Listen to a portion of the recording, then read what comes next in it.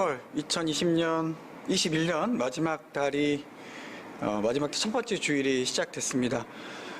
보시면 알겠지만 또 예배부에서 수고를 해주셔서 대림절 초가 이렇게 밝혀졌습니다. 초가 2개가 밝혀졌습니다. 대림절 둘째 주일을 상징하는 것입니다. 교회력으로 대림절은 교회의 시작을 알리고 있습니다. 그러니까 교회 역사, 교회력을 보면, 교회 달력을 보면 대림절이 바로 새로운 해의 시작입니다.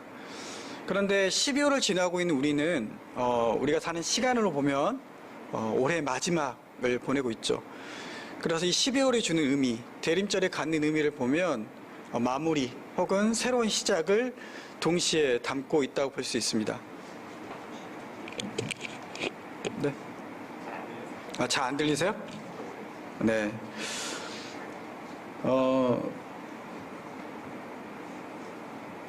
그렇기 때문에 이 12월 달은 우리에게 주는 그런 새로운 의미들이 있다고 볼 수 있습니다. 또한 아직과 이미와 아직이라는 이 긴장과 설렘 가운데서 지내고 있는 것이 바로 이 대림절입니다. 이미라는 것은 벌써 예수님께서 오셨다는 것이죠. 바로 이미 탄생하신 초림을 말한다고 한다면, 아직이라는 것은 주님이 아직 안 오셨다는 것인데 바로 두 번째 오심, 재림을 의미하고 있습니다.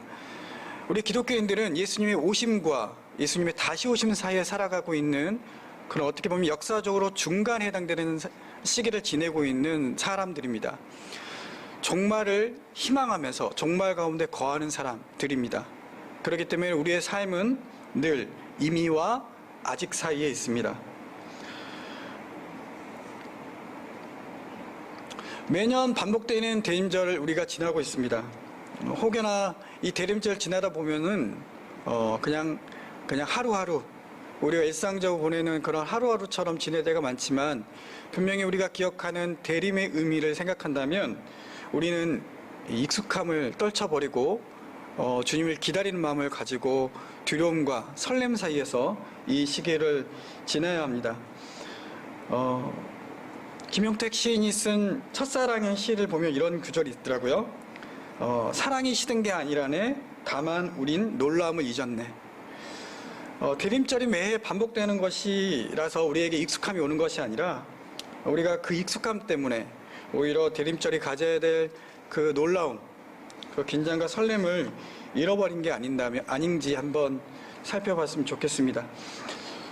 저와 여러분이 오늘 말씀을 통해서 다시 한번 이 종말이 주는, 특별히 주님이 다시 오심이 주는 그런 설렘과 긴장, 그 놀라움을 다시 소망하기를 바랍니다. 앞에서 말했지만 대림은 주님의 종말, 주님의 다시 오심을 기다리는 것이고, 그것은 바로 종말을 의미합니다. 종말은 세상의 끝인 동시에 하나님 나라의 시작입니다. 오늘 본문은 종말에 대해서 이야기를 하고 있어요. 11절에 나오는 시기는 카이로스라는 헬라어입니다. 여러분, 크로노스와 카이로스라는 말 많이 들어보셨죠? 크로노스는 시간, 우리가 일상을 살아가고 있는 우리의 일상을 의미한다고 한다면, 카이로스는 이 끊임없이 반복되는 그 시간 가운데서 어느 특별한 시점, 어느 특별한 때를 가리키는 말입니다. 기독교에서는 이 카이로스를 하나님의 시간, 하나님의 때라고 말합니다.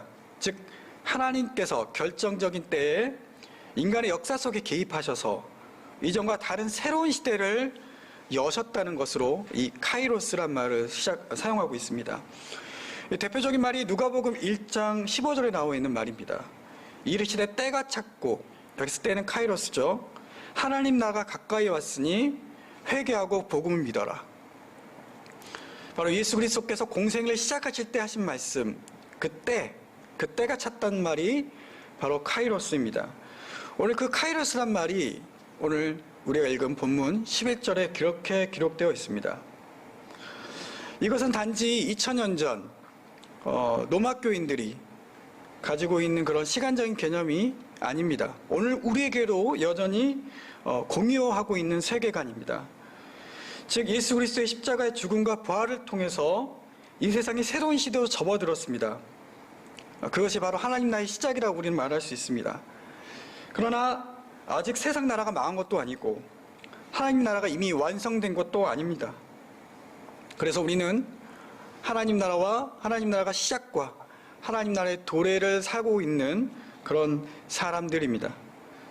바울은 그 시기를 12절에서 밤이 깊고 낮이 가까운 시기라고 말합니다. 즉 여기서 말한 시기, 이 시기도 역시 카이로스 때 종말의 시기를 말하고 있습니다. 오늘 본문은 그렇다면 이 종말을 살아가는 주님이 다시 오심을 기다리는 사람들이 어떻게 살아가는지에 대해서 바울은 권면하고 있습니다. 그것이 바로 오늘 말씀의 초점인데요.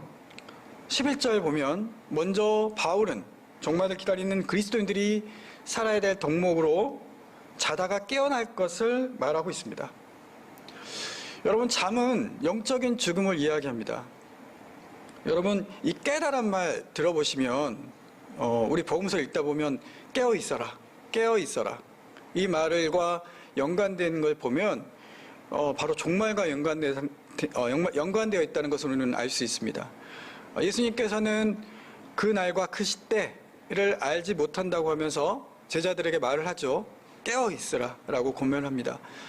우리가 잘 아는 슬기로운 다섯 처녀와 미련한 다섯 처녀, 열 처녀의 비유, 이를 통해서 우리가 알 수 있는 것은 신랑이 오실 때까지 깨어 있어 준비하는 모습을 우리에게 성경은 말해주고 있습니다.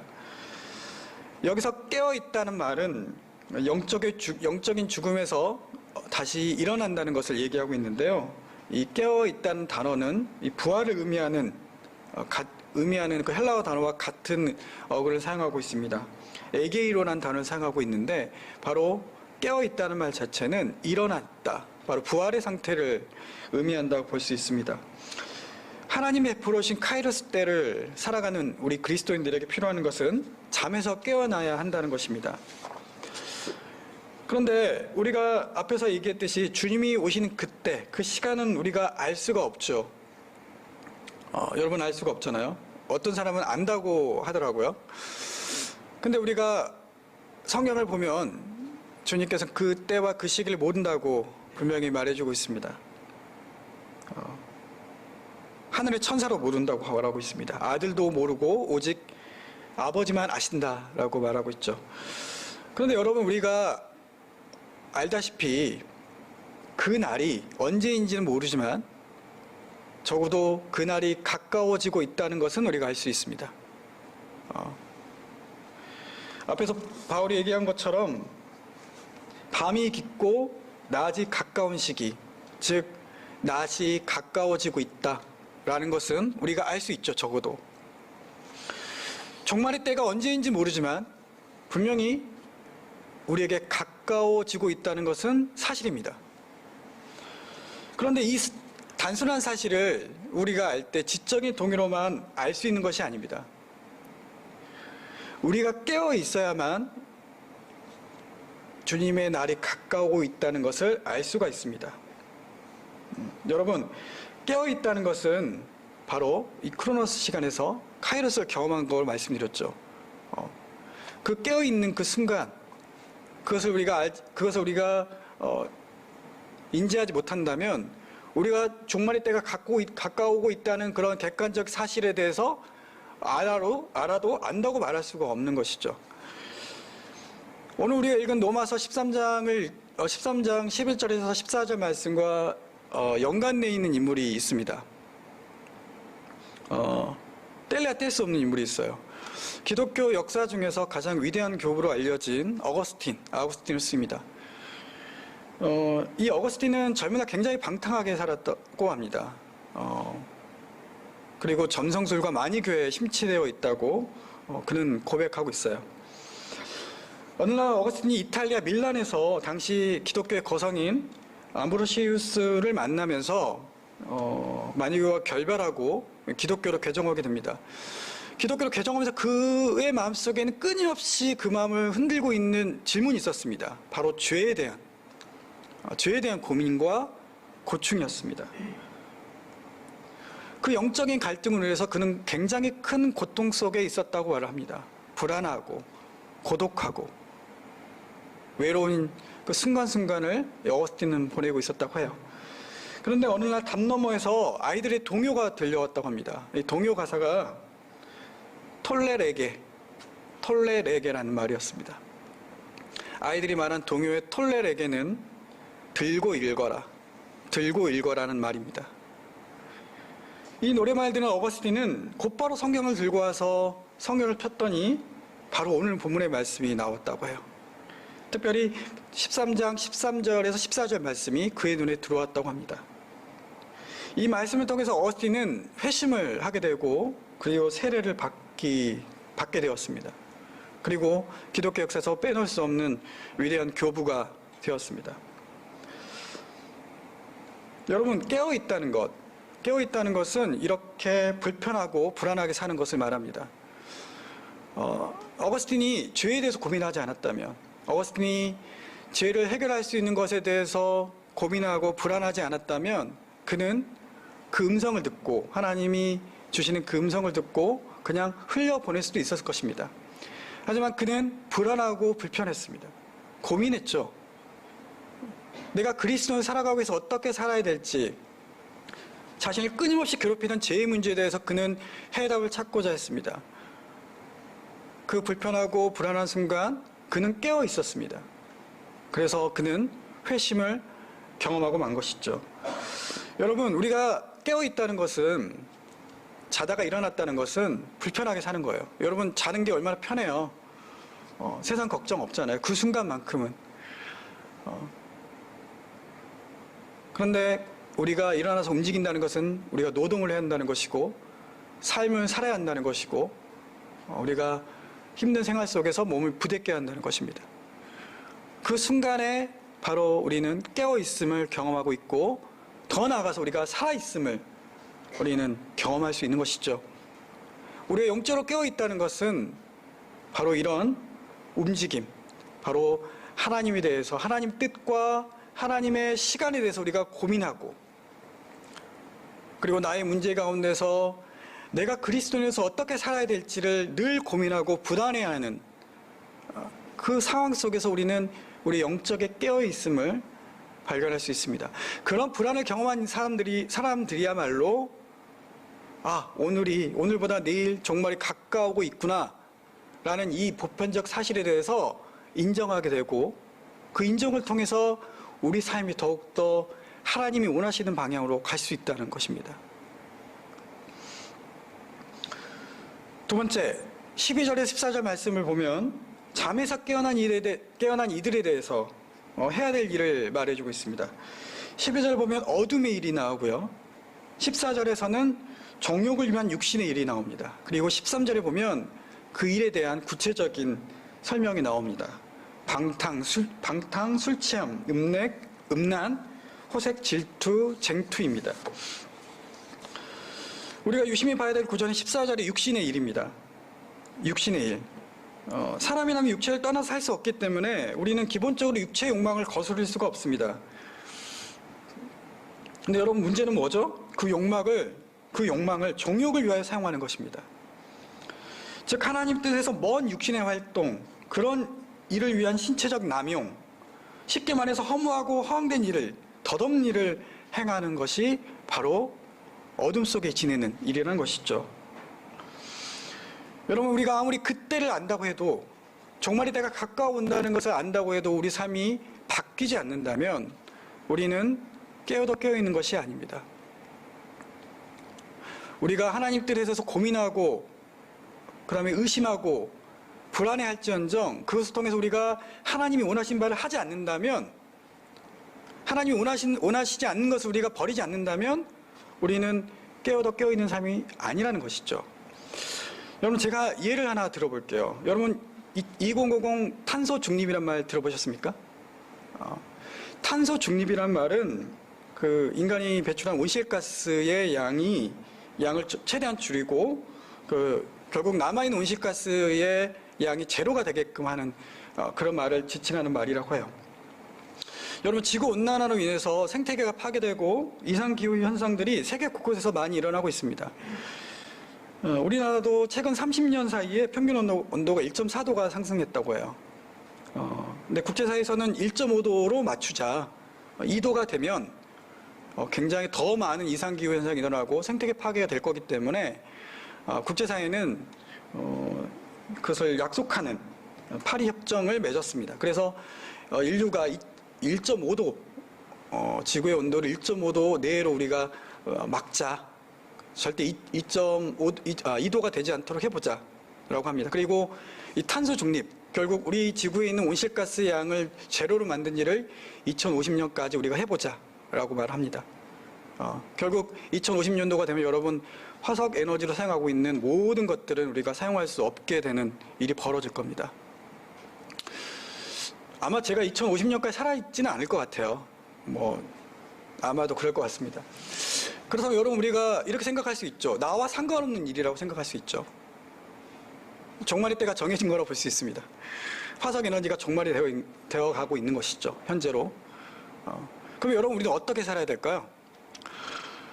그날이 옵니다. 2050년이 옵니다. 우리 후세대들이 아마 살아가게 되겠죠. 그렇다면 우리는 어떻게 살아야 될까요? 그 시기와 상관없이 오늘 우리는 에너지를 남용하고 생태계를 파괴하며 살아가는 것이 그때를 기다리는 우리의 모습일까요?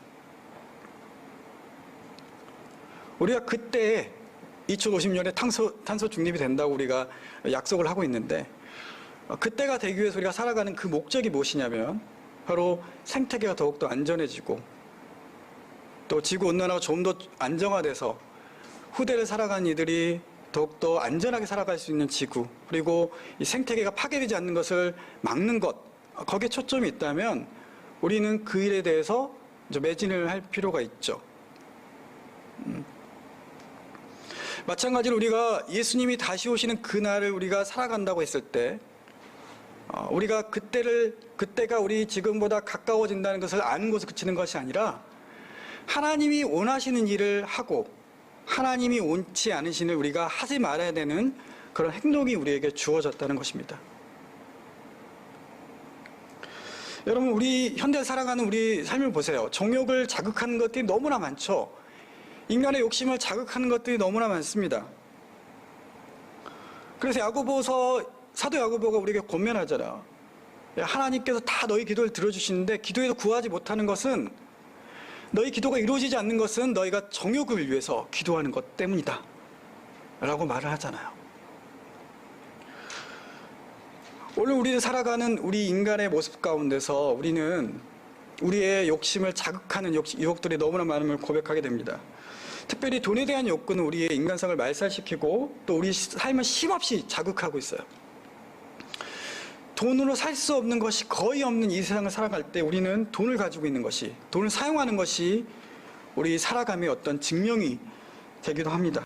그래서 내 수중에 얼마간의 물질이 있는지 그것을 통해서 우리는 우리의 살아있음과 살아없음을 증명하기도 하죠. 돈이 불필요하다고 말씀드리는 것이 아닙니다. 그런데 이 돈이 우리의 정욕을 끊임없이 자극하는 데 있다는 것입니다. 잠에서 깨어난 사람들은 이런 어두움의 일, 세상의 욕망을 위해 육신이 하는 일을 하나님의 이름으로 하지 말아야 합니다. 그래서 바울은 그런 일을 속히 벗어나서 빛의 갑옷을 입으라고 말합니다. 여러분 어두운 세상을 살아가는 그리스도인들이 대충 아무 옷이나 입고 그렇게 살아가서는 안 됩니다. 빛의 갑옷을 입으라고 바울은 권면하고 있어요. 여러분 갑옷은 전쟁 때 우리를 지켜주는 방어 무기죠. 특별히 바울은 데살로니가전서 5장 8절에서 갑옷을 어떻게 묘사했냐면 믿음과 사랑의 흉배 그리고 소망의 투구로 이렇게 말을 했습니다. 믿음, 소망, 사랑을 빗대어서 구원의 투구 흉배라고, 즉 갑옷으로 바울은 묘사를 했죠. 여러분 갑옷은 방어 무기입니다. 방어 무기 특징은 뭐죠? 공격 무기가 아니라는 것이죠. 방어 자체가 목적입니다. 이것은 그리스도의 삶은 공격이 아니라 방어라는 것을 말해주고 있습니다. 오늘 본문 앞에 보면 로마서 13장 8절 10절을 읽어보면 사랑의 의무에 대해서 나옵니다. 특별히 10절에서는 사랑을 율법의 완성이라고 말하면서 이웃에게 악을 행하지 말라고 권면합니다. 악을 악으로 갚지 말고 선으로 갚으라고 바울은 권면하고 있는 것입니다. 공격이 아니라 방어입니다. 여러분, 빛의 갑옷을 입고 세상을 살아간다는 것은 공격하는 것이 아닙니다. 나를 공격하고 있는 사람들, 나를 괴롭히는 무언가에 대해서 내가 투쟁적으로 싸우면 싸우리라, 그렇게 경쟁하며 호전적으로 살아가는 것이 아니라 그것들을 오히려 사랑으로 품고 위로하고 감싸주는 것이 바로 그리스도인들이 모습입니다. 빛의 갑옷을 입는다는 것은 그래서 세상의 질서와 불문율로 사는 것이 아니라 하나님의 질서와 율법으로 사는 것입니다. 그것이 바로 사랑입니다. 여러분, 우리가 세상을 깨어 살아갈 때, 우리가 세상 사람들과 함께 어울려 살아갈 때, 이 세상을 살아갈 때 우리에게 필요한 것은 공격이 아니라 방어임을 여러분 기억하시기 바랍니다. 또한 잠에서 깨어난 사람들은 낮과 같이 단정히 행하여야 합니다. 여기서 단정하게 행한다는 말은 언어적으로 보면 적절히 한다는 의미가 있어요. 즉, 우리 육체 욕망을 무조건 부정하거나 없애는 것이 능사가 아니라 그것을 적절히 사용한다는 것입니다.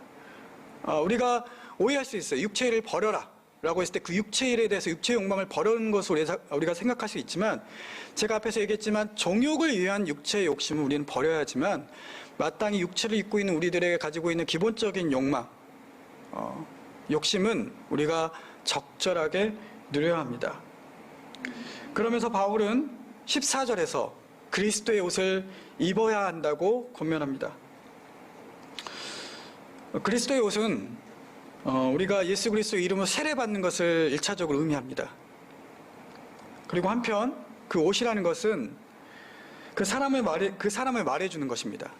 그 사람의 신분이라든가 그 사람의 어떤 위치를 말해주고 있는 것이죠. 특별히 또 과거사의 경우에는 그가 어떤 옷을 입었냐에 따라서 그 사람의 신분이 결정되는 것이죠. 그리스도의 옷을 입는다는 것은 즉 그러니까 그리스도와 하나 된 것을 의미합니다. 단순히 우리가 그리스도 옷을 입는다는 것이 하나님과 우리 사이의 어떤 겉으로만 입혀지는 그런 어떤 옷이 아니라 하나님과 친밀한 관계, 즉 더 나아가서 하나님과 하나 되는 관계를 의미한다는 것이죠. 마치 요한복음의 포도나무 비유처럼 가지가 포도나무에 붙여 있듯이 우리가 주님이 우리 안에 거하신 상태가 바로 그리스도의 옷을 입는 상태입니다. 여러분, 그리스도의 옷을 입는다는 것, 여러분 어떤 것을 의미할 수 있을까요? 바로 그리스도로 살아간다는 것입니다. 바울은 아마도 율법주의를 경계하는 것 같아요. 깨어있는 삶을 살아갈 때, 깨어있는 사람들이 이 세상 가운데서 종말을 살아갈 때 가지는 오류 중에 하나는 율법주의입니다. 이런 것은 내가 하고 이런 것도 내가 하지 말아야지 라고 나누는 것이죠. 그런 어떤 의식은 분명히 우리에게 필요하겠지만 우리는 알다시피 그런 의식을 가지고 우리는 절대 결탄코 선하게 살 수 없는 존재임을 우리는 고백할 수밖에 없습니다. 그렇다면 우리가 추구해야 될 것은 우리가 무엇을 행하고 무엇을 하지 말았느냐라는 어떤 계산적인 우리의 삶의 태도가 아니라 바로 우리가 그리스도와 연합하고 있는지, 내가 하나님의 뜻에 대해서 얼마만큼 생각하고 있는지, 내가 그리스도의 옷을 날마다 입고 있는지를 우리가 생각해 봐야 할 것입니다. 그래서 사도 바울은 고린도전서 15장 31절에서 내가 매일 죽는다라고 고백하고 있습니다. 내가 매일 죽는다라는 고백은 매일매일 예수 그리스도의 옷으로 입는다라는 말입니다. 여러분, 이런 과정이 없다면, 이런 우리 스스로의 죽음의 과정이 없다면 아무리 영적으로 뛰어난 사람이라고 해도 육신의 욕망에 쉽게 떨어질 수밖에 없을 것 같아요. 바로 이러한 과정이, 날마다 예수 그리스도와 함께 죽고 사는 그런 과정이 바로 우리가 깨어있는 사람의 모습이고, 그런 사람의 말로 우리 일상 크로노스에서 하나님의 뜻, 하나님의 시간, 카이로스를 찾아내는 사람들일 것입니다. 사랑하는 교회 여러분, 우리는 온 세상이 어둠 밤, 깊은 잠에 빠져 있을지라도 그 밤에 동화되지 않고 마치 낯이 된 것처럼 그 종말이 온 것처럼 행동하며 사는 빛의 사람들입니다. 여러분, 사랑은 기다림이란 말이 있죠. 우리가 종말을 살아가면서 주님이 다시 오실 그때를 기다리며 살아가는 우리들에게 깨어있으라는 권면은 굉장히 버겁게 느껴집니다. 물론 그날이 지금 점점 가까우고 있다는 것이 우리에게 위로가 되지만 그럼에도 그날은 전혀 우리 눈에 보이지 않아요. 예수 그리스도와 함께 시작됐다는 그 하나님 나라도 우리 눈에는 보이지는 않습니다. 여러분, 그럴 때 우리는 어떻게 살아야 될까요? 우리가 깨어서 하나님의 시간을 발견하고 하나님 뜻을 발견하고 할 때 우리 마음속에 있어야 될 것은 무엇일까요? 제가 서두에서 말씀드렸다시피 우리 안에 놀라움이 있어야 합니다. 하나님을 향한 경이로움이 있어야 합니다. 이 말이 굉장히 추상적으로 들릴 것 같아요. 하나님이 나와 함께 계시다는 것이, 지금 나와 함께 계시다는 것이 나에게 경이로움이 되는 그 순간이 우리 삶 속에 있어야 한다는 것입니다. 그 놀라움만이 우리를 기다리게 만드는 원동력이 될 것입니다. 어린 왕자 이런 글귀가 있죠. 만약 내가 오후 4시에 온다면 나는 3시부터 행복해질 거야. 여러분, 우리가 예수님이 오신다고 알고 있는 삶을 살아갈 때, 그 종말을 기다리며 살아가며 깨어있으려고 발버둥치고 몸부림치고 있는 우리 순간에 우리 안에 위로가 되는 말씀은 그분이 반드시 오신다는 것이고, 그리고 그분이 오심으로 인해서 나타나게 될 우리의 구원입니다. 그렇기 때문에 우리는 이 어린 왕자의 글귀처럼 4시에 온다면 3시부터 행복해질 거야. 즉, 오늘 우리는 경이롭게 행복하게 살 수 있을 것입니다. 사랑하는 교회 여러분, 대임절 둘째 주를 맞이해서 우리 언덕의 모든 지체들이 도래한 하나님의 카이로스 때에 잠에서 깨어나 어둠의 일을 벗고 빛의 갑옷을 입고 낮과 같이 단정하게 행하며 그리스도와 하나 되며 믿음과 소망과 소망의 삶을 함께 살아가는 우리 모두가 되길 간절히 기도하겠습니다. 같이 기도하겠습니다.